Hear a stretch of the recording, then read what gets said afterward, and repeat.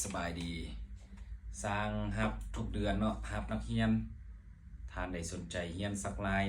ก็สามารถทักหาสร้างได้สถานที่เรียนแมนยูเขตหลวงท่าบ้านอุดมศิลป์เนาะตอนนี้ก็เฮ็ดใบอย่างยืนการเรียนสักลายให้นักเรียน2 คนเนาะจบไปแล้ว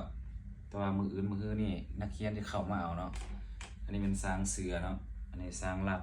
คนอยู่นำท่านี่เองท่านใดสนใจสักลายก็สามารถทักหาสร้างได้หรือว่าสนใจเรียนสักลายก็เข้ามาถามได้หรือว่าทักหาสร้างเลยก็ได้เนาะสร้างอยู่หลงท่าบ้านอุดมศิลป์บ่เรียนก็บ่เป็นหยังเนาะสามารถทักหาสร้างได้บ่จำกัดเพศบ่จำกัดวัยแล้วก็บ่จำกัดอายุวัยใดเพศใดก็เรียนได้เบิดขอเพียงแต่ว่ามีใจรักมักด้านศิลปะเนาะสามารถทักหาสร้างได้ขอขอบใจ